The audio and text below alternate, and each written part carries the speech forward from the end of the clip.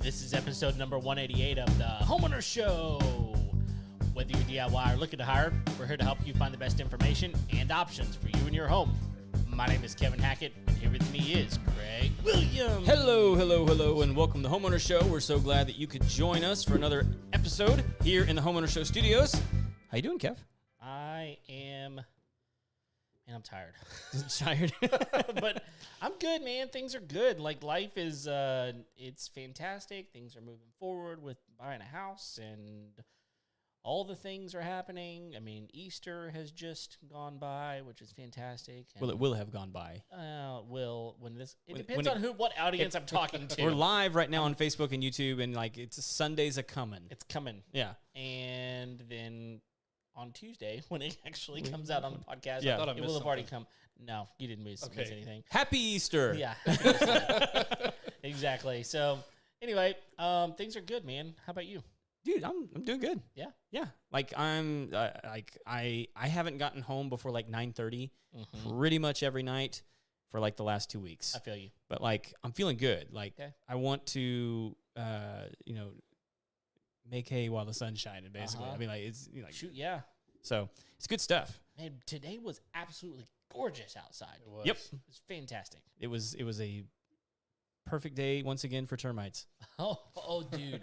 So you put up some crazy videos today, and I was like, dude, can you not just kill those things? Yeah. You know, they were everywhere. Show me the money, baby.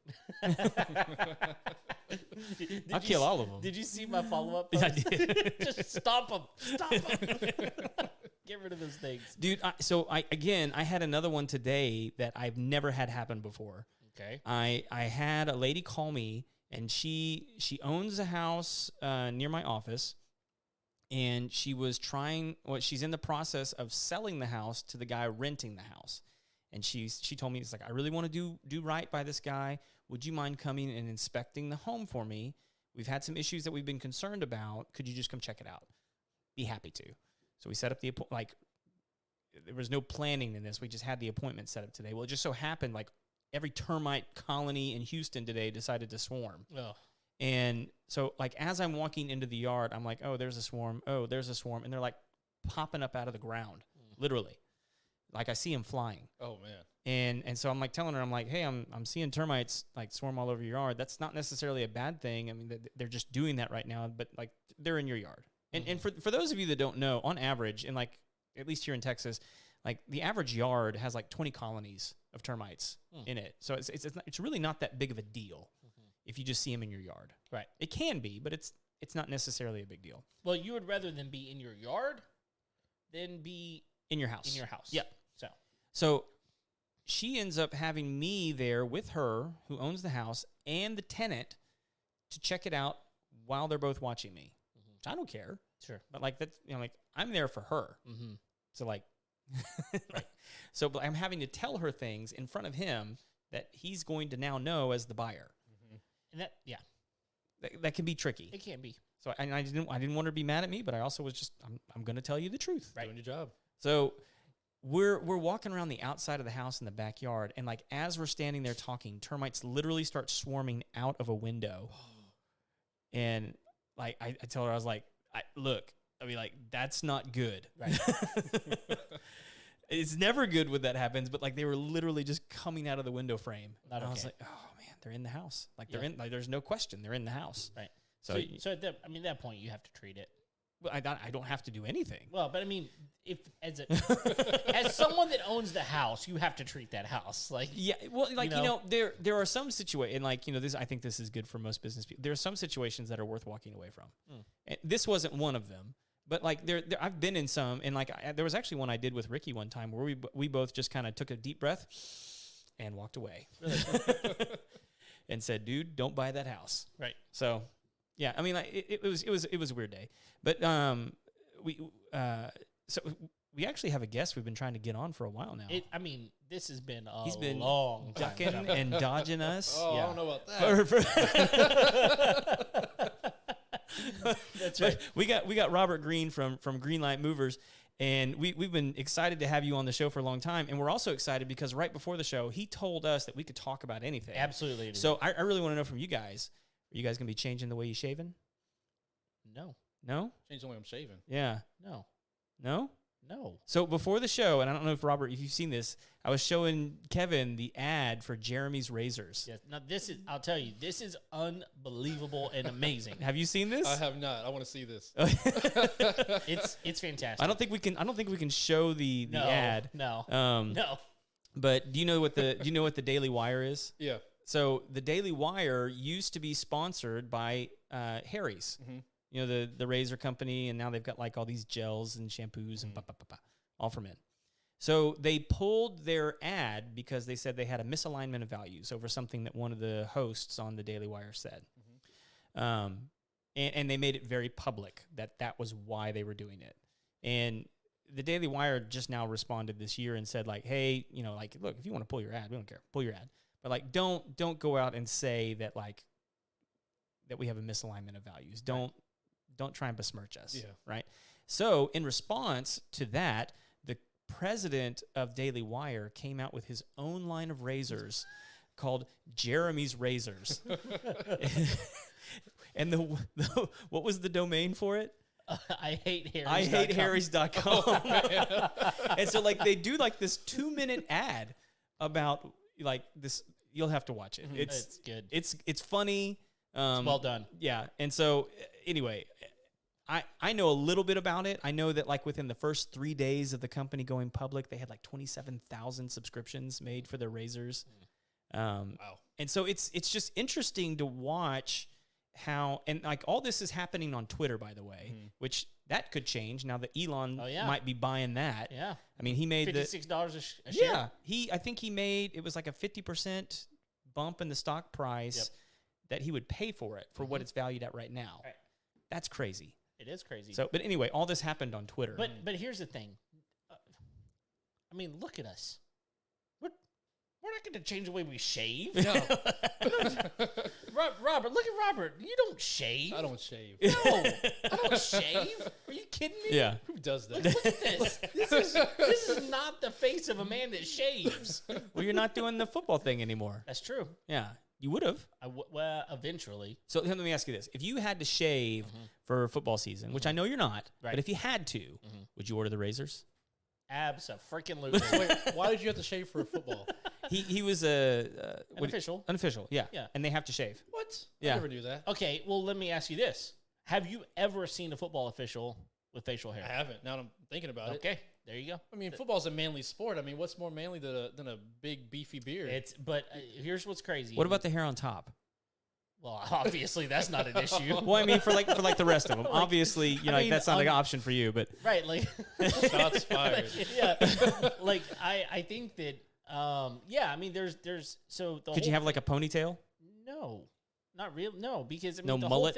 whole thing is like it's a whole kind of old school mentality of professionalism, Right. And you know, there was a lot of businesses back in the day that, you know, being professional meant that you were clean shaven and Sure. those sorts of things. And so it's the same type of deal. It's a professionalism thing, and it's a tradition that just holds over. Now, a lot of you'll see more high school officials that still have some facial hair, but you know, once you get to like a certain level, you're doing like, you know, 6A, 5A, 6A football, you're not going to see very many. But especially once you get into college, it's a big deal. You don't in NFL, like you don't have facial hair. And what was interesting? What would they do if you did? Would they just fire you Well, it's or fine you? no, it's definitely an expectation. Like you either will shave or you will not be part of this conference or part of this organization. So the way they say it's kind of funny to me, at least the way it was said to me, which was no hair below your upper lip. And I'm like, why don't you just say you can have a mustache? Yeah. So I don't know really why that's the stipulation, but it is what it is. And I mean, it's just. Wait, so you can't have hair on your head then? Is that what you're saying? Well, I guess. I mean, I can't recall no hair below your upper lip, so you can have you're right. hair You're right. on your head. Yeah. You can have one of those beautiful bowl cuts. There you go. Yes. Oh, Zach Morris.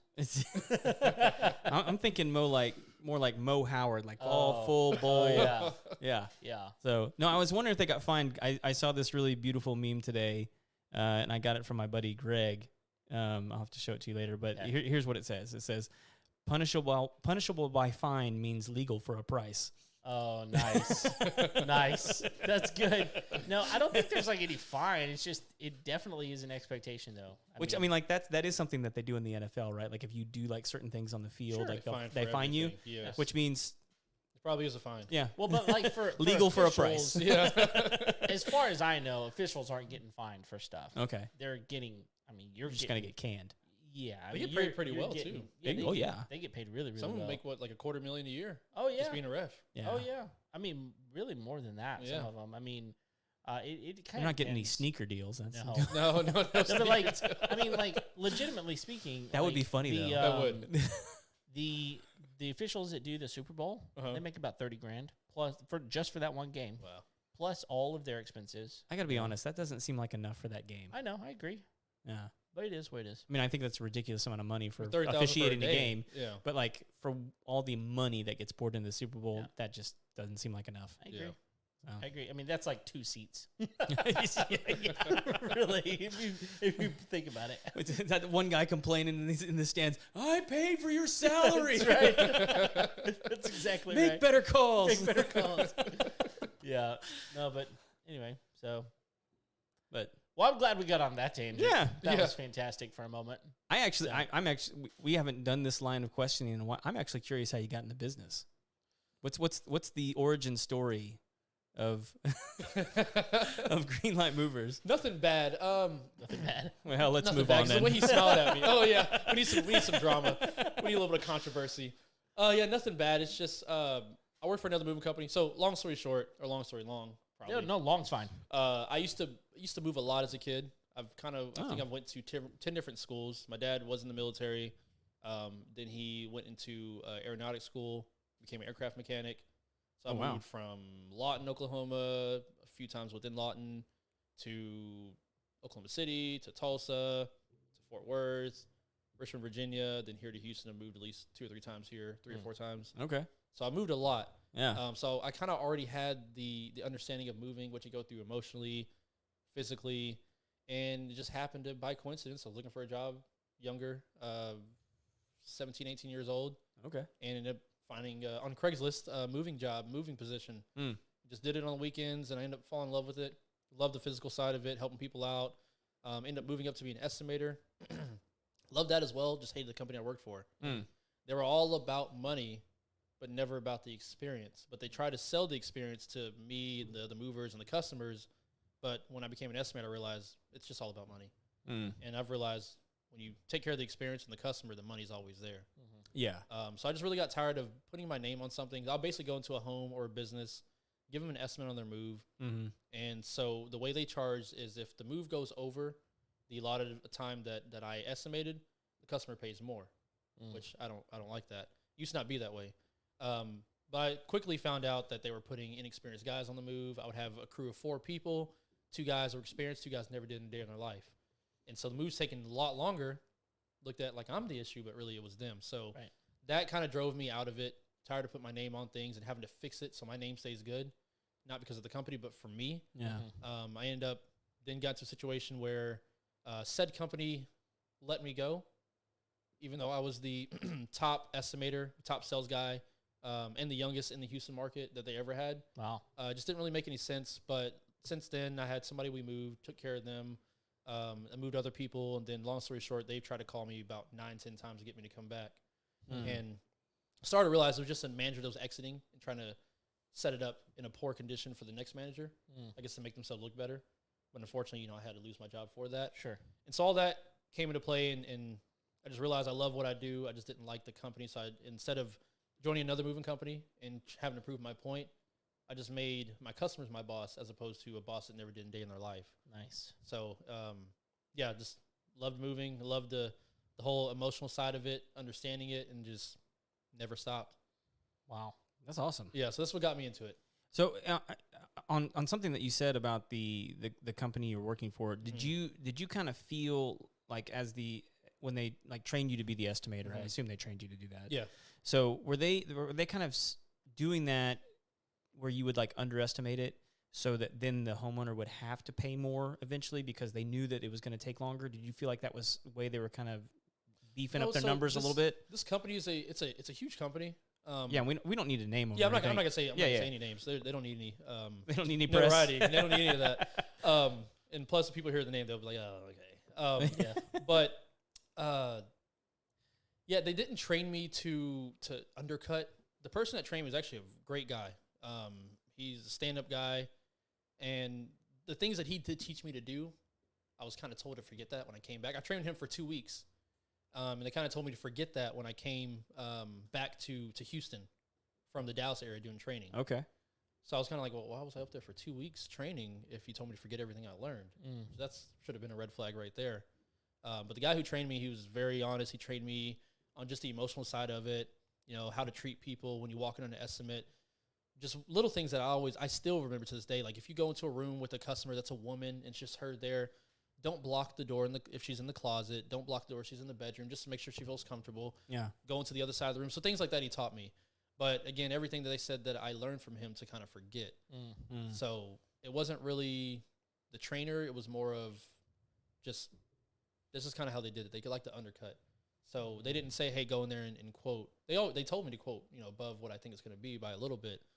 They didn't tell me to account for having inexperienced people on the job.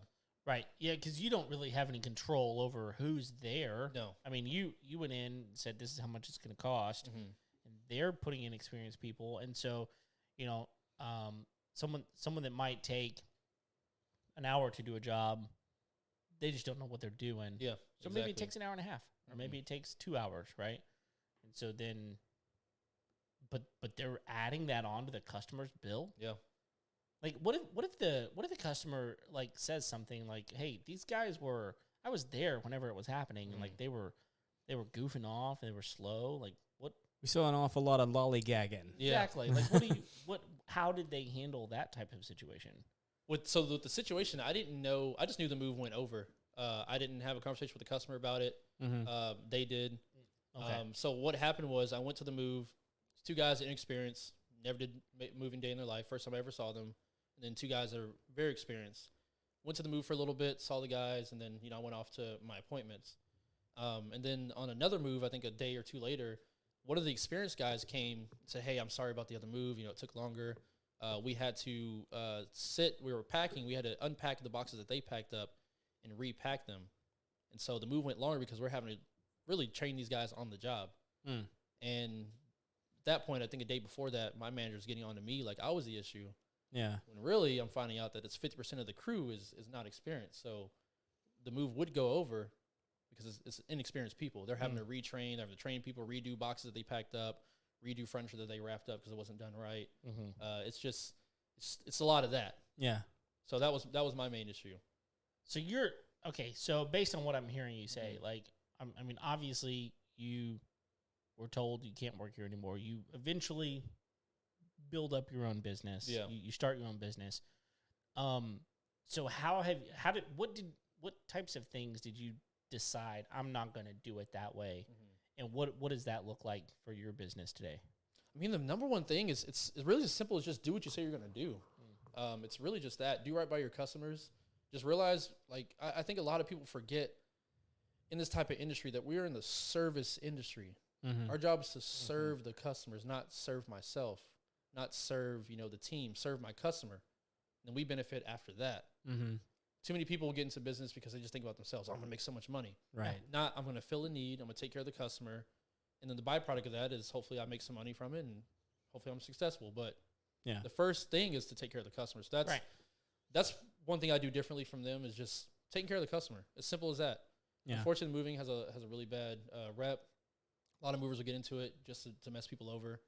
Purposely tell them one price to get their foot in the door, to tell them a higher price. It's a shame, but it makes me look better when we come in and do a good job. Right. Because they don't expect it, which is, to me, an issue. Right. It's like somebody hiring you, expecting there to be bugs in the home after you leave, expecting the bugs not to be killed, but still pay you. It's kind of like what happens in moving. People expect things to go wrong, expect you not to show up, expect you to break stuff and not fix it, but they still hire the people to do it. Yeah. And so when I come in and do something right, it's like, oh my goodness, you're great. I'm like, this is what I'm supposed to do. This is how it's supposed to go. And so I just learned just simple things like that. Do what you say you're going to do. Do right by your customer. Try to make sure everything you do is for the customer. Yeah. And that's been big. Just simple things like that. Yeah. The mindset that you're talking about, man, is the way that a lot of people have it backwards, because a lot of people are like, how can I, like what you're saying, how can I make so much money on this project? Whereas, I forget who it was that I heard it from the first time, but it was, how can I provide the most value to the most amount of people? You know? And that's a totally different thing, because that's not me making money. That's me, what you're talking about, serving people and fulfilling their needs, and not just like their expectations, but like kind of going beyond their expectations, because that's where people find value, is when they start receiving things that they didn't expect. Yeah. You know? Yeah, and I think that there's something about that too, though. Like, I would rather pay someone who's going to do that for me, who's going to be honest, even if they cost more. If I feel like my needs were met, but even more than met, they were realized, like my needs were listened to. Yeah. It sounded like the guy was not just trying to make money off of me, but truly cared about it. Like, I would rather spend my money there. And so I think this is a big deal to us as we do this show a lot. Like, this whole idea of how do we help our listeners and viewers understand how to find a good contractor, right? So how do you find a good contractor? I think part of it is, how do you feel about it whenever they leave? Like, do you feel comfortable with that person? Do you feel like, oh man, I didn't get a good vibe from them? Like, the vibe matters. Yeah, it does. Yeah. It really matters, you know? And so I think that kind of that misnomer is people will pay for things that they find value in. They absolutely will. And so, I mean, you're finding that that's true in your business for sure. Yeah. You know, you take care of a customer, and not only are they going to feel totally fine about paying your price, they're also going to tell their friends. Very true. Right? Especially in this area. Yeah. Talk. Yeah, people talk. I mean, like, and they talk in lots of different ways. Oh, yes. So, yeah. Yeah. So let me ask you this: what is it that you have noticed that most people are surprised the most about moving? Like, as far as like what you guys provide, like when they're like, "Oh, you guys do that," or like, or how well something. What is it that you guys do that is most surprising to your customers? The thing I get the most, I've gotten, I think yesterday, day before yesterday, is just how surprised people are that my guys come in, they're happy, they come and move people, they're smiling, they reassure them, everything's going to go good. They're just surprised by that. To me, it's not surprising that people are surprised by that. Yeah. I kind of have a old school mindset, an old fashioned mindset of just service first. I call it a lost art. You know, yes mail, no mail, Chick-fil-A type of service. That's kind of lost. But people are surprised when I have guys that come in and just treat them like people. Yeah. Treat them right. You know, say we're going to take care of it. Yes mail, no mail. Yes sir, no sir. That's what people are usually surprised about a lot. Of course, the moving side of it, when we come in, wrap up their furniture, they're surprised that we do pad things up. We protect the home. Honestly, to me, it's simple. It's just us doing our job. People are surprised by. Yeah. And it's I don't like that, because I know there's so many companies out there that aren't doing a good job. That people are surprised by us. Just, it's like surprised that you showed up at their house, or you had one of your people show up at the house and spray their house and the bugs were killed. I'm surprised you killed. I have dead spiders around my house. Yeah. It's like, well, that's what we do. That's what I do. Right. Yeah. And What's interesting about what you're saying, man, is, interesting and sad, is that manners are surprising to people. Yeah. Like basic good manners for a company, like what you're saying. Someone comes in and asks you a question, you say yes, ma'am. Like that would be surprising to them.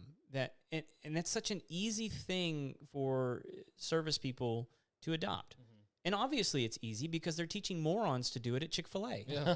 You know, and that's not to like make fun of them. Like they're high school kids. They're kids. Yeah. And they're giving and they have better manners than most adults these days. Which, you know, say what you want about millennials, but like, there you go. Like better manners than most adults I know if you came out of the Chick-fil-A program. Right. Which my parents today actually told me that they had similar service at Dutch Brothers, the coffee company. Yeah, I've seen. Yeah. Which former guest David Sellinger. Yep. Yeah, he's like, didn't he like help start that company? Oh, yeah. Yeah, and he told us, and like they brought me a coffee today. It was fantastic. Really? But what they talked about was, man, the kids that were running that thing were hustling and had incredible manners. And like, so what you're saying is absolutely true. That like people appreciate that, Right. and I think it's kind of sad that it's not the norm. You know that. And so here's what I'll say about that. Like, what an easy way to differentiate your business these days. Yeah. Right. I mean, it's simple in many ways. And first of all, it's doing what you say you're going to do, and then providing value on top of it, right? And I mean, those types of things. There's very few things in life that are. Is that on? Is the volume on? No, that? I'm good now. We're good. No, I hear it. Oh, you hear it? Yeah, I don't know. I'm hearing it somewhere. I don't know. It's gone now. Sorry. Carry on. We fixed the sound issues, I'll tell you that. Because there were some sound issues and we fixed it. I think that there are very few things in life that are more personal than your home. Yeah. I mean, like a lot of people are like we just moved, right? We just moved, and we use some of your services to do so. And it was one of those deals where people were like, it's probably really good because you got to declutter or whatever. I was like, we didn't declutter. We put everything in a box, and we might possibly declutter whenever we get to where we're going next. But like, no, we put it all in a box because it's our stuff. Yeah. And I don't know. Have either of y'all watched 1883? The What show? is that? Is that the new like Yellowstone spinoff? I haven't watched it. Okay, no. well, it's fantastic. But there's a moment in the show, and I'm gonna give it away. But there's a moment in the show where like some stuff gets destroyed. Spoiler Right? alert. And trust me, a lot of stuff gets destroyed in this movie, this show. So it's not too much of a spoiler. But some stuff gets destroyed. I think it's like episode 4 or 5, and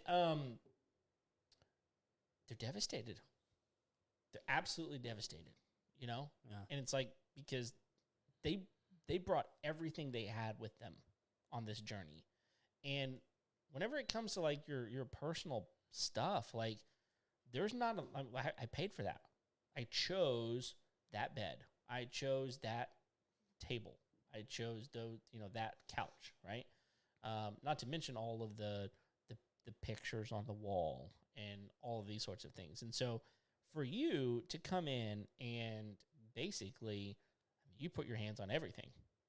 The intimate drawer, right? Yeah. Like all of the things, right? Yes. You put your hands on everything, and there is something very vulnerable about that. I mean, I don't know. What are your thoughts about like that, and like your experience with people as far as like them going, yeah, I'm gonna just give you full rights to do all of like touch all my stuff and move it, right? Yeah.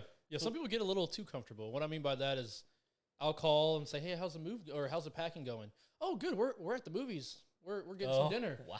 Well, okay. Well, I'm glad you're that comfortable. Yeah. Enjoy your evening. Yeah, enjoy your evening. We didn't do that. Yeah. But I'll get calls that, hey, can you call the customer because we're trying to get this question figured out. They're not answering the phone. Like, Yeah. Are they not there? No. They just probably left, didn't they? No, they've been gone for a few hours. Jeez. I appreciate that y'all trust us so much. But, Yeah. They have questions. It's not Yeah. a big issue. I mean, I love that. But sometimes, our crew has questions that need to be answered. And they can't answer those questions. Or they have something they not sure they should pack or not pack. Right. But that's probably what I see is I get a lot of people that are pretty comfortable about it. Yeah. The ones that want packing, they're comfortable with us packing up everything. Sure. Most people are okay with us packing up, the stuff that came from their grandparents or family heirlooms. You get some people that will take stuff on their own with them. But a lot of people are they're fine. Like, hey, you're packing my house. I don't want anything to do with it. Right. So we found some things that maybe we're supposed to find Yeah. in many different ways. That's a later question. Yeah, we're gonna circle back around to that one. So I would just say people are pretty comfortable. Sure. We get the ones that don't want us to pack up their stuff. Some of them will say, "Hey, I don't want anybody to touch my stuff. I'm used to packing my own stuff." Cool. We understand. Is there stuff that you found that you'll be like, I'm not gonna touch that? There have been some things. Yeah, like what? I mean, like nothing. I'm not asking anything inappropriate. Well, I mean, that's what it is. We found some inappropriate things. Okay. I remember one move. I was actually a mover on this move when I worked for the last company, and there was a drawer. There was a. I love it. Every good story starts with "there was a drawer." Right. There was a nightstand that we moved, and we heard vibrating in the truck. And then we get into the room and hear more vibrating. I'm like, we open the drawer and we see exactly what it is. Oh, no. And so we just leave it there. Didn't want to tell the customer about it. But then definitely don't want to touch it. Yeah, definitely don't want to touch it. Then there was the Comcast guy was there hooking it up, and he was right next to the nightstand, and we could see his face, and he knew it was in there as well. So eventually I ended up telling her, I think there's something going on in your drawer. You just want to take care of it. I need to know what like battery company they're using. Yeah, right. It's good. It must be an Energizer. It must be. Going, buddy's not stopping. No, going and going. Yeah, we've had that. We found in drawers. We've of course find whatever people use recreationally to have fun. Yeah. We found a lot of that. Have there been moments where there's like antiques or like maybe like original art or something? You're like, I don't know. No, I can't really recall anything that we said, hey, no, I don't, antique wise that we wouldn't move. Can't really say. But you're definitely, there's gotta have been some stuff that you're like, guys, this has gotta be, you gotta really take care of this. Oh yeah. We've had. Can you give an example of that? I know we've had one. This was a while back. It was like probably 4 or 5 years ago. We had somebody move from Trinity over to Durango, Colorado. Okay. And they had. I just remember because it's just so heavy. I was actually a mover on that one too. No, I was the estimator, but I was with them. I was pretty involved in my moves. But he had a marble fireplace. It was in different pieces, but just a piece, probably like that big, weighed 50 pounds. Jeez. Oh my gosh. So that was not fun to move. I helped them, get onto the truck. That's one thing I probably would never forget. We moved. There's a guy we moved from Teeswood. I moved him a few times from Teeswood to Shadow Lake Creek, and then Shadow Lake Creek to Bentwater. And he had just like 4 or 5 wardrobes that were built in the 1700s. Just cool to see. Heck yeah. I have a guy I'm getting ready to move now. It's not really anything too amazing, but it's just this cool. He has a replica of a ship inside of a glass container. It's pretty cool. But yeah. Trying to think, I know I've seen some amazing things that I just cannot think of right now. Off the top of my head, valuable stuff, obviously. Oh yeah, pretty amazingly valuable. Yeah, I've moved. Who was it? We moved somebody that had a bust of the owner of the Texans. I think they were friends with them. Oh wow, it was just random. I guess they said that he gave him out to some of his friends, which was just cool to see. Yeah. I've moved. We moved. It's a family by the last name of Biso. They looking up their history or just seeing when we packed up their home. They're marine, basically like a marine family. They have a marine company that used to pull ships out of the water to kind of save the ships. I don't know if they're kind of what situation they're in, but you would find like I don't know what it's called. It's some sort of meter that gauges how deep they're going into the water. Okay. It's pretty big, pretty thick. They had a bunch of old I'm really bad at names on things, but a rower or whatever you use to steer the boat. They had one of those. Yeah, a wheel. Yeah. I guess you can call it a wheel. Yeah. I thought it was a more technical name. There probably is. Yeah. Everyone knows what we're talking about. Yeah. The wooden wheelie thing that turns the boat. Right. Right. Yeah, it's got little handles on it. Yeah. I've seen some cool hidden rooms. I've had one movie we did recently. I'm really curious that family that you were moving might have been like some reformed pirates.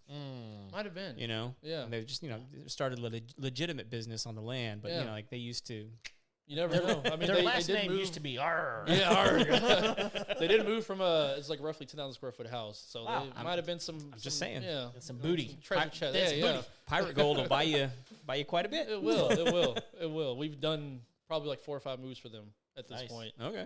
Moving, I think we're supposed to do a move from New Orleans for their mother as well. Nice. But they have there's a lot of cool family history for them. Did they pay you in doubloons? They did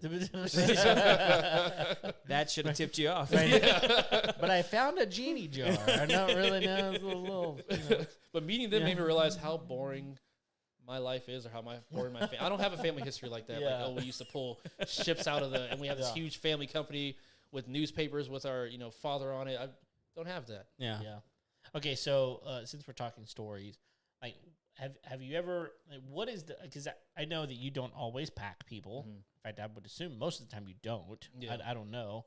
But what are some horror stories of people that are like, we're moving today. You show up at their house and it's ready to move everything, but it just wasn't prepared, right? I'm assuming that there's some pretty bad stories with that. Yeah, we've right? had some of those. I'll actually give you one story just of a move that we weren't able to do just because of how bad it was. It was years ago. It was before I started this company. Okay. And she lived over by off of Gosling in 99. Uh-huh. I think before 99 was there. Oh, okay. The neighborhood over there starts with an M. I think it's McKenzie Park or that's one of the newer ones over there. Yeah. Nice, really nice homes. But she had a home kind of back in there, right by I think it's Fox Hollows over there. Uh-huh. And she had probably 5-10 acres. Okay. And long story short, city was kicking her out, basically buying her land. And It was like eminent domain kind of a deal? I believe so. Okay. It was either for the neighborhood or for 99. I think it was for the neighborhood. But anyways, I go there. It's just a big field. There's a mobile home here. There's a fifth wheel over here. Then there's, like, kind of further back, there's two back ends of an 18-wheeler. Mm-hmm. And then she has a few horses as well. Yeah. So I talked to the lady, and we're supposed to move everything from, this is just an estimate. So we're supposed to move everything from the mobile home, the fifth wheel, and some stuff from one of the back ends of a 18-wheeler. Okay. And so I walked through the fifth wheel. It is jam-packed. Then I get over to the mobile home, and she's an older lady. She said, well, hey, I haven't been in this mobile home in a few months. She pointed to the stairs. Stairs that go up to it are wooden. They broke. Almost broke my hip. I haven't been in there since. So I go inside, and it's ransacked. It's food on the floor everywhere, clothes everywhere. You can smell a bit of a stench, animal of some sort. Oh, my gosh. And I could see droppings, and I noticed as raccoons had been in there at that point, and it's bad.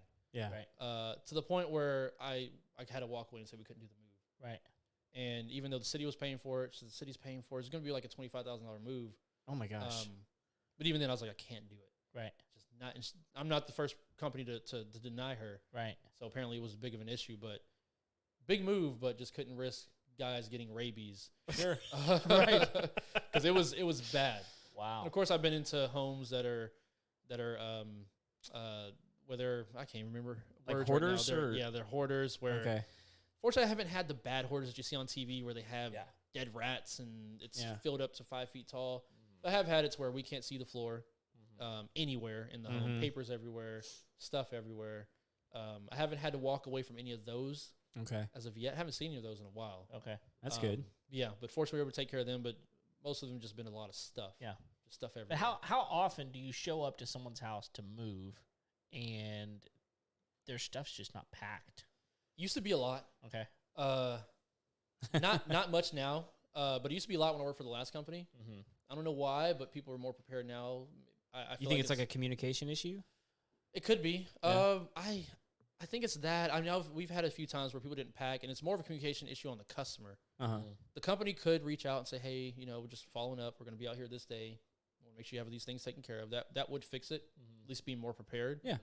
But, of course, the customer, if they know that we're coming in just to move and they don't pack anything up, I think it's kind of a communication issue on their end. Yeah. Right. But, again, as a company, we know this. This is our profession. We should contact them beforehand. Right. Sure. I feel like now, because we are really big in word of mouth, then a lot of people, we move good people refer us out to other people. So people like you that have your stuff together, if you can't do certain things, like if you didn't want to move yourself, you would let me know. Yeah. Or say if it's a situation where we're just moving, you let me know ahead of time, hey, we didn't pack it up. Sure. Yeah. Just sometimes people We're not ready. Yeah. There's some people who think that they can get more out of it than what they thought. They maybe can get a free pack or something. Yeah. Some people are just unprepared and just didn't let me know. They got a lot going on, which I can understand.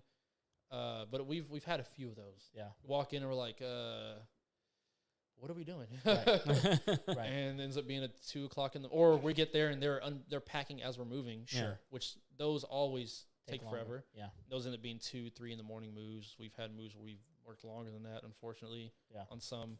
I mean, do your guys kind of go into those situations going like, okay, this could be a cakewalk, or we could be here till 3 in the morning? I mean, they kind of go. Do they kind of go prepared mentally to be like, this could go one of two ways? I don't think so, because most of our moves go pretty smooth. Yeah. I think the experienced guys in the back of their head, like, hey, something could happen. Or I could get here and it could just be totally crazy. Yeah. But they know that we usually prepare the customer. Well, because you guys go and look ahead of time. Yeah. And, Depending on the size of the home or how soon they give us a heads up, I'll go out there, see everything, give them an exact price for everything, so there's no surprises. Yeah. And then let them know, hey, if you want us to pack up, let us know ahead of time. So I don't usually run into those issues. For the ones that we talk to over the phone, still kind of go over the same things. So it doesn't usually happen. Okay. I just think it is because we just move probably different kind of people. The company I was with before, they kind of just try to move anybody that would pay for it. Sure. Yeah. Paying customer. Yeah, and they didn't always explain the charges properly, so we didn't always get the right type of customers. Yeah. They were just hunting for warm bodies. Exactly. Yeah. So they were pricing out a move a certain way, not giving the full price. So then people that were moving aren't expecting that, and they're not as professional, as prepared. So it ends up coming down on us where we're there till 2 or 3 in the morning. Yeah. Well, I will tell you that, you're talking about like the guys that work for you, which by the way, when you treat people well, they want to stay with you. Yeah. Right. They want to work hard for you. Right. I can tell that your guys are treated well, and they feel well compensated and treated well. So they were delivering some stuff for us, like for the pack, and the guys are like, "Yeah, we'll see you tomorrow." And I was like, "Well, no, you won't, because we're gonna move ourselves. They're just doing the packing." He's like, "Oh, for real?" And I was like, yeah. And he was like, "Oh man, I was like gearing up. I was like, this is a decent sized house. Like, he's got some stuff," and which I really didn't feel like we had all that much stuff, but he was like, "I was geared up for this and everything." He was a cool dude. A couple of them were just really, really cool dudes to talk to, which I think that speaks volumes to the type of business that you're running. And again, it goes back to vetting people. What kind of vibe do you get from them? Those sorts of things, because at the end of the day, I mean, they are going to be responsible for moving your stuff. Yeah, and that's a big deal. I mean, because here's the thing: like we've had people come in and move us before, and I remember specifically, we really liked the kitchen table we had, and whenever it got put back together, it was like, this didn't. It wobbled. I was like, it didn't wobble before they took it apart. And so I had to go take the legs back off and re-glue some stuff because some stuff got cracked and broken. And it was like they didn't take their time taking it apart. And that kind of stuff happens. And I get that kind of stuff happens. But at the same time, I wish that I would have just been told. Yeah. I wish that I would have just been told, look, hey, sorry, something happened. But as it was, I just kind of took care of it because I was young and dumb, and I didn't even realize that they were probably liable for that. Probably should have had to pay for it or whatever. But that kind of stuff would go a long way, even just the honesty of hey, I didn't mean to. Something happened. It fell off the wall as I was trying to take it off, and it slipped out of my hands or whatever. Right? That kind of stuff. Just being honest about that kind of stuff goes a long way. Very long way. So how do you guys manage that? I mean, you're moving stuff. Something. I mean, it's bound to go wrong. Yeah, you can be as careful as you want, and something's going to get broken. Nobody's perfect. Yeah, I mean, it's going to happen. Not to say that you guys intentionally would do that. No one wants to do that. Sure. But how do you guys manage that when someone says hey, this thing got damaged? So first and foremost, I tell my guys, always let me know if something goes wrong. Yeah. I'm not going to chew your head off. Sure. Just let me know. Honesty is the biggest thing. So first I tell them, let me know, just send me a picture, whatever it may be. The second thing is make sure you're doing your job properly. So things usually don't happen. Right. So when something does happen, whether it be told by the customer or one of my guys, depending on what it is, just kind of depends on what we do. So if it's say a scratch to a desk, depending on how they feel, Either we'll have somebody come out and fix it, give them a certain amount of money for it, or usually one of those two. Okay. Or if they are fine with it, then it's up to them. But we want to make sure we make it right. Right. So our goal is to make sure we get your stuff there the way that we found it. Sure. Mm-hmm. Or better. Mm-hmm. Some of our guys will try to find a way to fix something they saw that was messed up beforehand. Maybe it was wobbly. Yeah. Yeah. That happens, actually. They made it not wobbly. Yeah. It just tighten up a bolt or something. Moving the chairs, like, hey, this chair's kind of wobbly. Let me tighten up this Allen key, the screw over here, and we're good. Yeah. But when things like that happen, say a scratch to a table, scratch to a floor, we'll have somebody come out and actually fix it, get it taken care of, or give the customer a certain amount of money for it to actually get it fixed. Yeah. Say like a TV gets broken, we'll either try to have somebody come and fix it, depending on what's going on with the TV. Yeah. TVs are so cheap nowadays, and they are so brittle. Yeah. That I've learned that if a TV gets damaged, there's like 3 different screens to a TV, 3 different layers. Yeah. If the 3rd layer gets damaged, then Just if you try to replace it. fix it, Yeah. it's the same price, if not more, than just replacing it. Yep. Regardless of the price of the TV. Right. So like situation, we had a customer, we moved, and actually I'll tell you 2 stories. Fortunately, we don't have a lot of damages. If we do, it's something very small, like a scratch to a wall or something like that. But when we do, we had a customer had a piano leg. Somehow, I think something happened with the strap, but the piano leg broke. It was not a baby grand. It was the upright piano. The leg broke on it. Guys told me about it. They finished up the move. I called the customer about it and said, hey, I know the guys are done, but I noticed on the piano leg broke. What do you want to do about it? We can get somebody to come out and fix it, or we can take it up to our person to fix it. It's like, I thought I was going to have to argue with you about it. Nice. I said, why? I was like, we broke your piano, the leg on the piano. Why would we have to argue about it? It's like, I'm just used to doing that, Right. especially with movers. If they mess something up, I'm used to going back and forth with them. Like, well, we did it. It's our fault. We can't deny it. We moved it. We're going to get it fixed, and we'll let you know the time frame. And she was just so happy about it. Sure. So surprised. Yeah. Which is, again, surprising that, that it happens in the industry with moving, Right. that something happens, they don't take care of it. Sure. Another situation I had where we had a TV get damaged. It wasn't cheap TV. It was a UHD 4K TV. TV got broken. It wasn't really noticeable. It was a crack to the screen, and at first it was working fine, and then he said it kind of started fading out. So what we did was we picked up the television, I think the very next day, took it to a repair shop, had them look at it. They said the 3rd layer was broken. It had to be repaired. It'd be $1,600 to repair it, or $1,600 to buy a new TV. So bought a new TV, made sure it all matched up, sent him the information first to make sure it was correct. And then we got the TV delivered, took it to his home, set it all up, and he was surprised. Wow. And like, just how you do things. Yeah. Doesn't feel good. I mean, no, but I mean, look, you have liability insurance too. Mm-hmm. I mean, and it's one of those deals where your business, probably more than some even, your business relies heavily on word of mouth, right? I mean, I know that people find your business on Google and they find your business through Facebook and all that other kind of stuff, which is where a lot of people find business. But,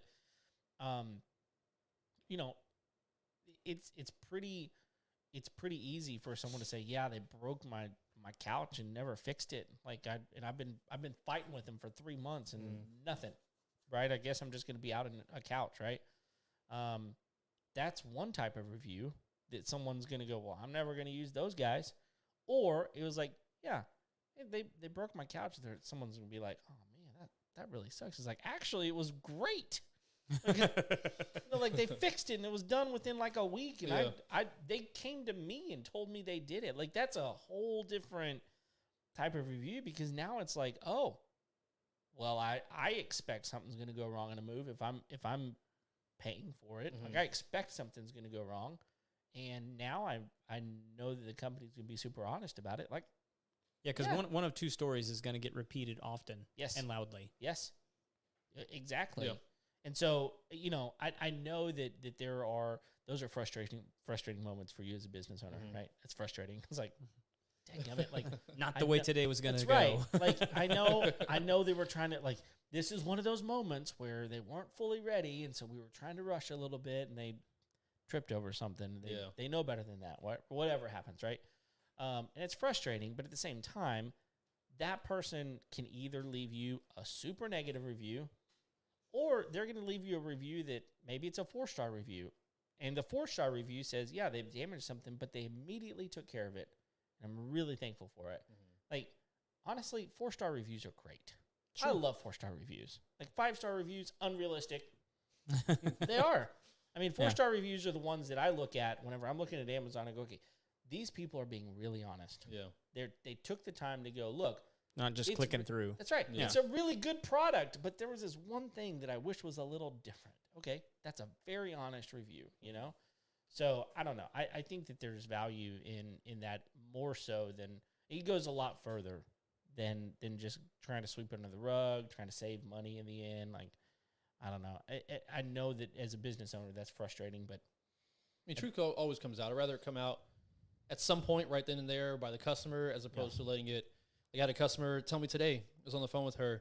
So, yeah, I love my last moving company that I had before, but I went to go move my rocking chair to another spot in my home, and the arm fell off.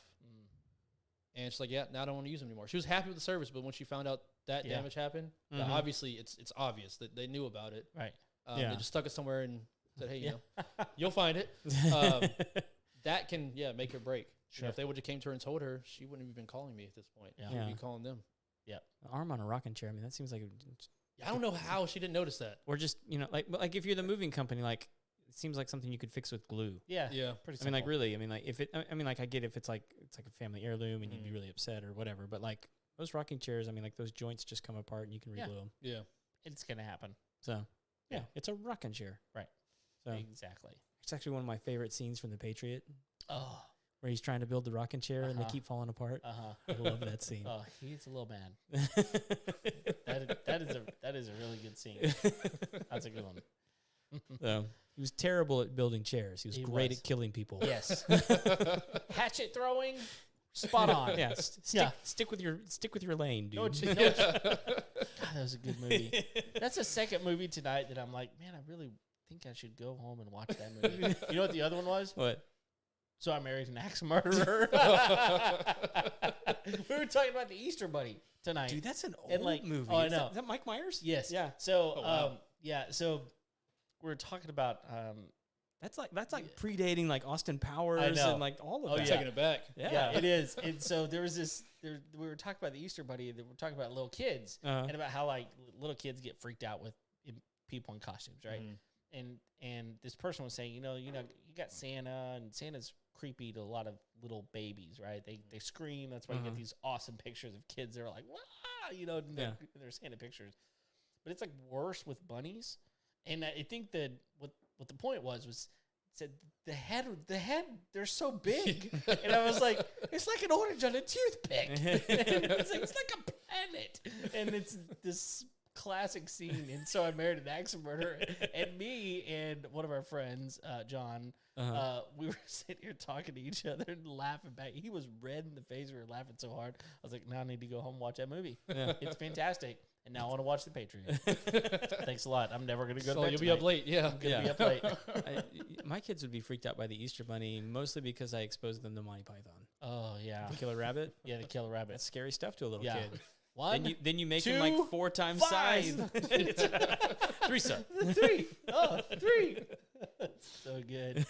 Oh, man. What a great movie. So I never really watched the Monty Pythons. Really? No? Yeah. You never saw it, or you just never got I've into it? seen bits and pieces of them. Okay. Just scrolling through as a kid when it was Oh, on man. TV. Yeah. The but Holy I never Grail. actually So watched good. them.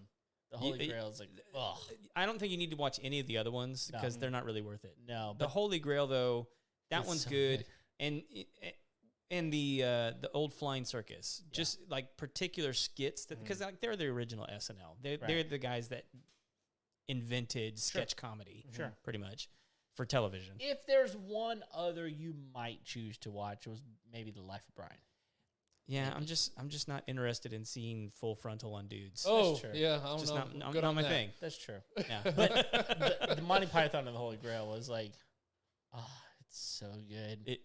It is, in my opinion, it is the most quotable movie of all time.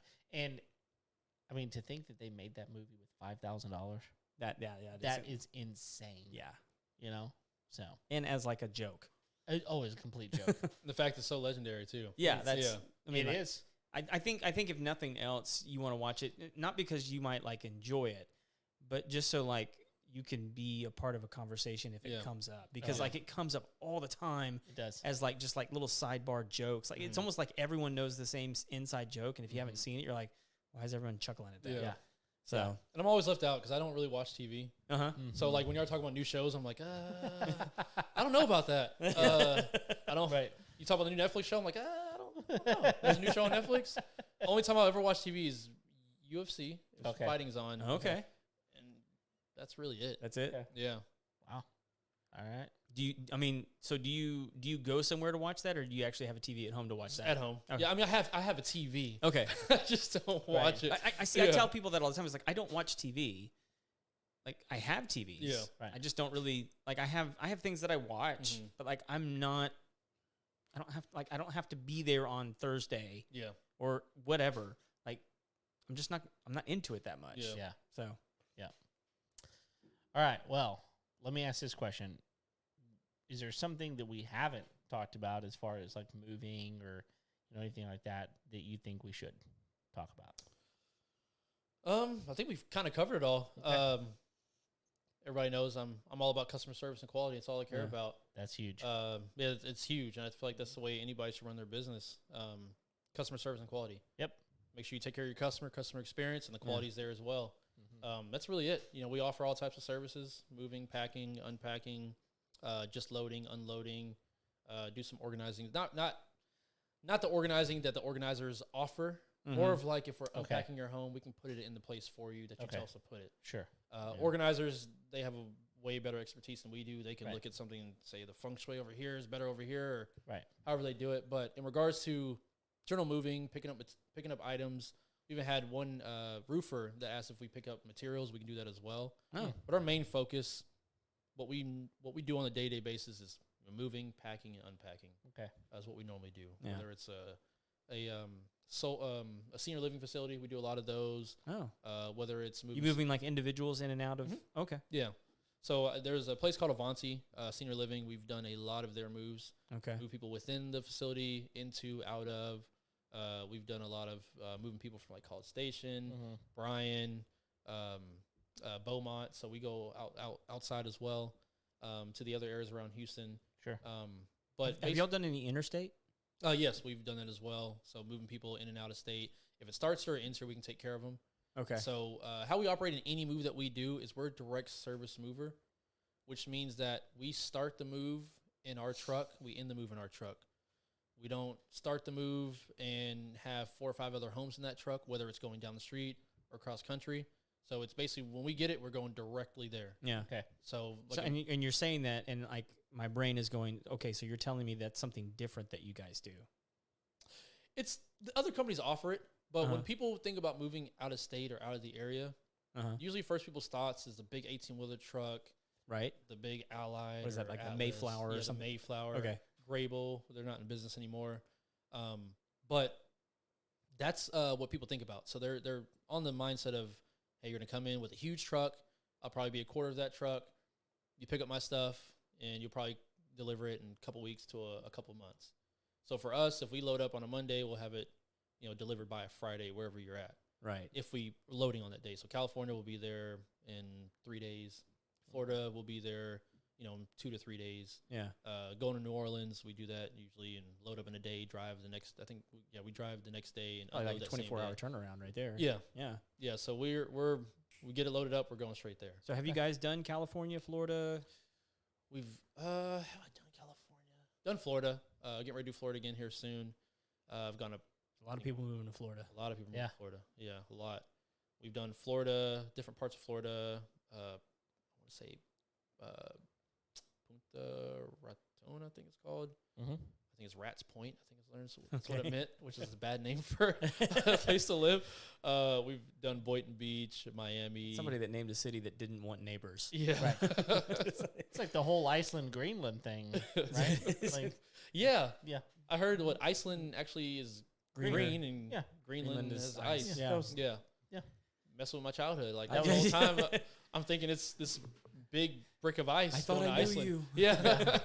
No, it's just a ploy. Yeah. That's all that is. Yeah. It They didn't worked. want anybody going there. Good old Viking trick. That's right. I mean, it definitely worked. It worked. I mean, so. Well, cool, man. Well, thanks for your time. I'll tell you this though, like before we let you go, we have to do the thing that everybody's still listening to us right now is waiting for. Yeah. Right? Which is the most important part of our show, which is The thing. the Final Four. The Final Four. Here we go. Right. This is the Final Four questions we ask each and every one of our guests, and so you are so privileged. I'm wasting the chops. Yes, so this is very, very exciting for all of us. So here's the very first question. Here we go. What's the must-have tool you won't leave your house without? Must-have tool I won't leave my house. And I'm assuming tool could be Anything. a phone. Mm-hmm. Anything. I mean, probably my phone. Yeah. There you go. Yeah, I mean, That is the number one answer. It is. Yeah. Absolutely. Unfortunately, my phone is my life, and it's a shame. I think it's the true for everybody. Yeah. I mean, and I think it was an interview I heard with Elon Musk not too long ago when someone was asking, like, do you think we'll ever advance to where, like, we're living as androids? Mm-hmm. He's like, we're doing that now. I saw that. Yeah. And I think it was he was giving an interview about he was talking about putting chips in people's heads, and they were like, "Why?" He's like, "I don't understand why people are pushing back on like you can't walk out without having a phone in your hand or having a smart device on your wrist, or and people are now getting glasses or like one of these. Yeah, what is that? Oh yeah, the Galaxy Buds. Uh-huh. Yeah. So I mean, like he's like you're that way now, Right. Like, I mean, you're literally walking around with most people multiple GPS. Yeah, units we're on already you. Android. Yeah. I mean, basically, yeah. You have the smartwatch. Yep. I mean, you have the Galaxy Buds, which are also GPS. Right. You have your cell phone. It's all like we're already pretty much an Android. We're just out putting it in our bodies. Let me ask you: have you guys seen the thing that they're putting on the backs of people's arms now? Oh yeah. It's like injected into the back of your arm so that you can monitor your blood sugar. Yeah. That's exactly what it is. I would I've never not seen put that that. thing on me. I know they have the chips that people are putting into their hands to keep them from having to hold a card key with them for work. Like when they put the key against the sensor and it opens the door for them, they're putting some chips in people's hands so you just put their hand in front of it. What? I'm out. For some reason, that's more convenient than just holding a little card. That sounds That sounds less convenient. Yep. I had to go and have a procedure. yeah. Nope. I'm out. Yep. No, thank you. I will carry a card. Yeah, I'm fine No with big that. deal. Yeah. So, crazy. All right. Next question. You ready? Mm-hmm. All right. What's a job you walked away from? All right. So, we know that you changed career, jobs, not necessarily careers, but jobs here. But we also kind of had an idea in our mind whenever we asked this question about like a home job that maybe you started and then you couldn't finish it, and so maybe you called in the big dogs, the plumber or whatever, to finish the job. Thought you could move yourself. It's basically like a home project that I was doing. Right. Yeah. So definitely, if you have one of those, we'd like to hear it. But if you want to talk about a job that you walked away from, I mean, that would be fine too. Yeah, I've had a few the outdoor stuff. Like I built a fence. I thought I wasn't gonna do that myself, but I ended up doing it. It's when I start working on my car, which is I love my car. Yeah. it's either things take me longer to do it, like change my spark plugs out in my car. I never did that before. And I was having misfiring issues, so I thought it was my spark plugs. Trying to make sure it wasn't my injector. So I ended up changing out my spark plugs, and still had the issue. Ended up changing out my injector, and that was a headache of a job. It took me 4 or 5 hours to do.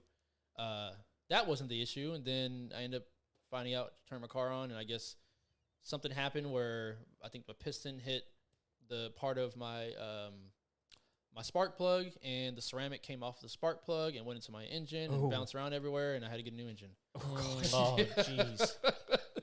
Wow. Which fortunately was under warranty. Oh, Oh, thank goodness. Yeah, because that's the an third old engine I've had to get wipe replaced. the brow. Yeah, $25,000 job if you go to the dealership. Wow. So that's one. I have done my brakes before. This is before I even really knew what I was doing, and ended up getting on my brakes and they didn't really work, and realizing that I had got a bunch of air in my brakes.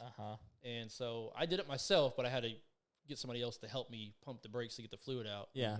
I've done it before where I've just took it to somebody, had them fix it, but I was like, no, this time I'm doing it myself. Yeah. I'm gonna fix it myself, save the money, and I end up realizing I'm saving the money but spending so much time on it. Yeah. Brakes is a tough one too, because like you can typically get the parts for like $40-$60. Yeah. Yeah. Like you go to the guy and you're like, how much is it going to be? It's like $500. You're Yeah. like, I can do that. Yeah, I can do that. Yes, it will take you 3 days. And you will be back and forth to O'Reilly's 29 times. Yep. Yeah. I've had that. You know? Yeah, I've had that, unfortunately. That's the way it goes. I mean, Yeah. it's just like, it's why we have a DIY calculator, Yeah. right? Let me tell you, that's a business right there that could work on their manners. Oh, no doubt. Those people are short with me every time I go in. Yeah. What, mechanics? No, the people at O'Reilly's. Oh. Yeah. So Yeah. It's mainly I'll name because 'em. they don't. It's mainly because they don't want you in there. I know. Yeah. They don't. No, they're Because they know I'm going to come up there and they're going to have to go look for whatever it is that I need. Yeah. Well, and And I it's think just annoying to them. I think it's even more than that. I think it's because they see me walking in and they're like, this guy's a moron. He is going to tell me that he wants brakes, and then he's going to realize that he doesn't even know what model his car is. And Yep. so he's going to buy something, and then tomorrow he's going to come back and he's going to blame me for giving him the wrong part. This guy's an idiot, and now we're going to have to deal with him, not today, but tomorrow. Is this a real story? You know? No, it's Okay. not a real story, but I know that happens all the time. Like, he gets right? that vibe wherever he Yeah, goes. exactly. The moron vibe. Must be the beard. I don't know. Yeah. Must be jealous. Yeah, that's what it is. This guy with a Jealousy. good-looking beard coming in. It's jealousy. What are Nice you gonna- mustache. Exactly. Wish I can pull that off. Little. Have you Yeah. tried? I haven't tried. Okay, well then you don't know. Maybe you could. Yeah. I may try. I just don't. I don't know. I don't know if I can grow out my mustache enough to like. How do you just Yeah. you start just twisting it up and it just He sticks his fingers in his ears. Yeah. and just starts Eventually, twisting. it just happens. I don't know. I mean, Genetics. you go look at any of my family and they don't look like Don't this. have mustaches that No, Yeah. no, they don't. So I don't know. Clearly, I mean, because like my dad has like, The manliest yeah, and mustache. I can't do anything. Yeah. His dad's mustache makes me look like, I don't know, like Craig. Yep. His dad has a great mustache. Yeah. But anyway, it is He's got what like it the is. Sam Elliott walrus twisty. Oh yeah. Yeah. That's a man's Speaking of mustache right there. 1883, Oh, is he in Elliott's- that? He's in it. That's right. Okay. Oh man, it's so good. You got to go watch it. I You guess gotta so. Go watch it. Yeah, it's worth it. All right, It's very suspicious. It's got Tim McGraw. man, it's a lot better than you think. What's wrong with Tim McGraw? I mean, He's a great singer. I don't know that I want to watch him act. yeah. Well, it's also got Faith Hill in it too, though. So I love me some Faith Hill. yeah, Yeah. there's that. She's worth looking at. Yeah, she definitely is. I will tell you this. She's a lot older in this movie than you think she is. I'm like, yeah, you're not as young as you used to be. So when you start realizing how old you're getting is when Oh, you I see know. other people and you're I like, know. wow, they're that old? They're looking old. That means I'm getting old. Yeah. Yeah. Tim McGraw has a pretty nasty I don't buy into your beard. logic. I'm not Speaking- old. No, it's I mean, true. old's all in the head. It's all about how you feel. It I like to say wise. Yeah. You gotten wiser. I don't know. Yeah, we can say it if we Yeah. want to. Yeah. but it doesn't make it true. But I realize the older I get in age, I don't get older in mindset. I'm Yeah, still like a that's big that's the kid. truth. Yeah, Especially guys. I think we're the yeah. worst. I mean, there are plenty of times. Like I remember whenever I got sent home with a baby, Mm-hmm. and I was like 31, right? So I'm not young. Yeah. I'm like 31. I'm like, who let me take this baby home? What? Who do they think I am right now? Like No they don't know. manual. They don't know me at all. Like I'm irresponsible to the core. And something about It's this. basically just having two kids together, really. Exactly. Yeah. Yeah, exactly. I don't know. They don't know me at all. I don't know. Who and then I'm like, who let me buy a house? Someone let me buy a house 3 times at this point. To be fair, they'll let anybody do it. That's true. That's true. But I'm seriously, I'm like, this is, I don't know. I don't think they know me at all. Which is fine. They couldn't. They probably, no, they obviously they don't. Right? It's probably good that they don't know me because otherwise I would have nothing. It's Yeah. more responsible for them not to. That's right. I'm protecting you by you not really knowing who I am. Right? Yeah. It's all right. You're probably like half our age, so it's fine. Whatever. Probably not. I just don't like to go over my age, though, because, that's when people are like, oh, you're so young or I'm old. Except You are age. young. There's no Yeah, doubt. I feel like I'm old. No, not as old as me and Craig. Look at us. Yeah, we're old. Ish. I don't have the Or facial young. hair, so I can. You look younger. I look younger. Got the baby face. Yep. I'll tell you this. That's part of the reason I don't shave. It's because whenever I do, I'm like, oh. You Yeah, more like- respected. They're like, oh, I'm 24 again. This isn't good. So, all right. Next question. how do you wind down at the end of a long day? Usually falling asleep on the couch, waking up at 2 or 5 in the morning and going to bed for, if it's 5 or like an hour. Wow. You're in the actual bed? Yeah, and then I'm in the actual bed for like an hour or two. Okay. Yeah, most nights. Yep. But I So mean, that winding, bed's going to last a lot longer than... yeah, it's definitely not getting its use. Yeah. Well, I usually get in there and then the wife and kids are already in the bed, so I'm like, oh well. I don't have a spot. Yeah, No room for me. yeah. It happened to me last night. I'm up late. My daughter, I'm actually laying in bed, comes in the room. She wants to lay in there. And so I was talking with my wife, and so I told her to go in there and wait, and then I get in there, she'd sleep on the couch. And then she gets in the bed, and then I wake up, and my son's in the bed too. And I wake up, and I'm like all twisted up. I'm like, how did I get like this? Right.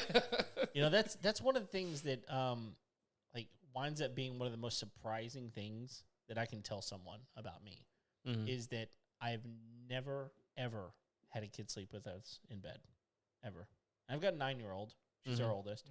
In 9 years of having a child, I've never had a child sleep in bed with me. Honestly, I'm probably the culprit of that.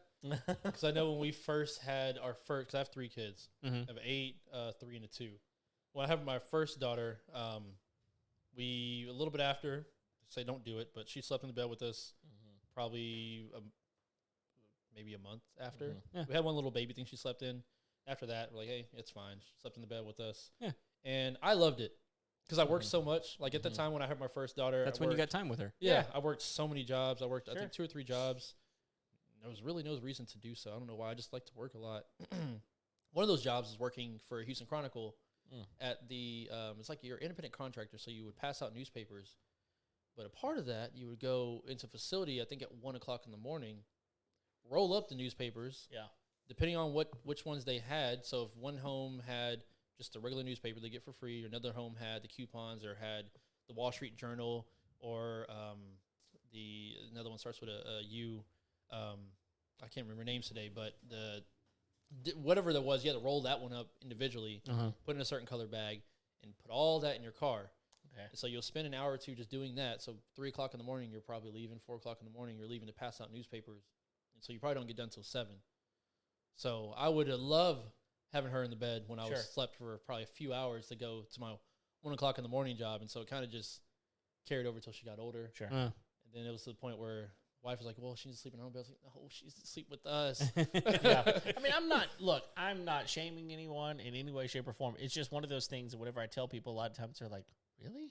Yeah. Definitely get better sleep. Yeah, well, I mean, it was just a decision we made early on. Yeah. We're not going to. As heartless parents. Yeah, exactly. We can judge you. That's no, it's fine. I judge you. So, but it was just one of those things. Like, my kids do not know that that's an option. Yeah. Well, because it's not in our house. Once they do it, they're going to take advantage of it. Yeah, exactly. That's for sure. Like, podcast nights are my kids' favorite night because they know they can sneak in my bed. Yep. Because they know I'm not in there. Yep. Right. And they're like walking through the house. They're like, is Daddy in here? No. Like, no, he's doing the podcast. No, all right. Yeah, here we go. By the time you get there, I'm sleeping in his bed. Yep. That's funny. Yeah, I even thought about I started looking up mattresses. Like, what's bigger than a California King? Like, I gotta get something big so we can all fit. What does Shaq have? Yeah. Yeah. Well, I thought it was an Alaskan King, I think. Yeah. So when I lived in the Dallas area, I had some kids I worked with that lived in a little town up there called Salina. It's actually blowing up now. But on the way to Salina, there's another little town called Prosper. And again, these places are not little anymore. No, because I've moved people to both those places. Exactly. Yeah. They're blowing up. But Deion Sanders had a house in Prosper, and you had to pass by it to get to Salina. And I don't know if it's true, but there was a rumor at one point that Deion Sanders had a bed that you could sleep 6 people in. Like, that was I don't know how they quantify that, but apparently it was a 6-person bed. And I'm like, okay, there's 2 questions I have. 2 questions. Number 1. Just 2? There's two main ones. Okay. How do you know that 6 people can sleep in a bed? Uh-huh. And number 2, why do you have that need? Why is that something that you need? You know, and maybe it's just because he had 7 kids. I think one person can answer that question. Yeah, maybe it wasn't the 7 kids part. No. It probably. I'm not going to ask him. I'm not gonna ask Deion Sanders because he doesn't answer my phone calls anymore. So anyway, it's just one of those things. Just don't remember where they. Yeah. Oh, I have a cool one cool thing I'm thinking about now that I saw from your question before. Okay. Is I went to move a certain NFL player, and one of many things that we saw was pretty cool. But one of them was he had a artwork made of him, and it was like a 3D artwork. So there was half of his helmet. It was him going through a defender. Okay. So half his helmet was real. The other half was painted. Half his towel was real, so it was hanging off of the artwork. Okay. Half it was painted. And then other parts of like his shoelaces were real, I believe. Part of it was painted, so it was just cool to see. Wow, like actual like game worn type stuff. I don't know if it was game worn, but I know it was an actual towel that he probably would have used. Sure, maybe he did use it. Mm-hmm. The helmet, I think it was like a brand new looking helmet, so I don't think he used it. But it was just cool. Had a 3D effect. That's sweet. Yeah. So I guess you could like turn it sideways and it looks like he's coming. Yeah, you turn it sideways and something's coming out of it. Yeah, but that was a cool one. And that because I'm from Oklahoma, so I don't know why you're smiling like that. No, I'm intrigued by this. Because everybody has a joke about Oklahoma or something. Like when somebody mentions Oklahoma, like, oh, I gotta go to Oklahoma. Like, well, I'm from there. Like, oh, well, I'm sorry. I'm sorry for you. Yeah. But anyways, he's from Palestine, Texas, and he used to play for Oklahoma Sooners. You might know who he is. Legendary player. Okay. Didn't know he lived in Houston. I lived in Grogan's Point. Adrian Peterson. Okay. Yeah. And so I'm a big Sooner fan. Yeah. Okay. And walk in and meet his wife, and then I didn't know whose house it was. So that whole thing, when I saw that piece of artwork, I'm sitting there, we go through to the home, look at the office, and I see that piece of artwork. Like, okay, she's maybe, it's 10,000 square foot house, 12,000 square foot house. Yeah. Maybe, she's successful. Maybe she's a model or something. She likes, football. We walk through the house. We're sitting down at their long 8-foot glass dining room table, which was so fun to move. But I'm sitting there and I just see this big guy just pass me by. Actually, he's not really that big, but just beefy. He's big. See him pass by. I'm like, wait. And then he comes over to me, shakes my hand. I'm like, this is Adrian Peterson. What? And he pretty much wants to crush your hand. When he shakes your hand, every time he's like he's putting all his force into it. I don't know if he's trying to test your manliness or what, right. But he's like trying to squeeze your hand. It was just the coolest thing. And meeting him, he's like the most laid back guy. Nice. He let me drive, or he didn't let me, but he asked me because he had to go to town to drive one of his cars from his house in the Woodlands over to his new home that was over off of Westheimer. It was pretty cool. Yeah. Like, man, I'm driving Adrian Peterson's car right now. Wow. That's crazy. This is cool. And you wouldn't think, but he had like an older Range Rover. He didn't really have a lot of new cars. Nice. Seemed like he was at that point at least doing well with his money. Sure. But he had like an older, like a 2003 or 2005 7 Series, probably like 2010 Range Rover. I was surprised to see an NFL player of that stature have older cars. Sure. Which is cool. Yeah. But yeah, I just kind of came to my mind. Huh. It was cool to have that experience and be able to meet Adrian Peterson and then right. just be surprised. Nice. I was like, maybe she's just a fan of Adrian Peterson or a fan of just football. And I see this guy walk past. I'm like, okay, that's who it is. Right. Yeah. Well, so I actually had something crazy that I found out not too long ago. So I lived for a long time in April Sound. I can say that now because I don't live there anymore. You don't live there anymore. So I lived in April Sound, not too far from here, and I had no idea. So everybody had talked about the mansion. Uh-huh. There's a mansion on the lake in April Sound, and I've actually still to this day never driven over there to see it, but I've heard it's amazing. But it was RG3's. Oh, He just sold it. I heard about yes. He sold it for like something like ridiculous, like 2.7 million or something like that. But anyway, it's crazy. I mean, these Is that guy still playing? No, I think it's been done. Yeah, I think that house was his girlfriend or wife or something. Or there might have been another house, but I know a realtor that actually sold, walked through with him. It was his ex-wife or ex-girlfriend at the time, but he bought her house. I don't know if it was April Sound or what, but I knew the realtor that had. I mean, it sold did it just for him. like within the last year. This is yeah, this is probably about 2 years ago. yeah. Yeah. Anyway, So it's probably it was different crazy. It had like 5 pools and anyway, It's crazy to think how many players nuts. live Oh yeah. in this area Oh that yeah. didn't ever play here, like Adrian Right. Peterson, RG3. Yeah. Who Yeah, else? but RG3, he grew up here. That's okay. Yeah, he grew up around here. I know Adrian Peterson grew up in Palestine, not too far. So yeah, it's crazy. All right, well, we do have one more question. All right, and here it is. What's one of the best pieces of wisdom or advice that you've ever received? I feel like I've gotten so many. Mm-hmm. That's tough. It's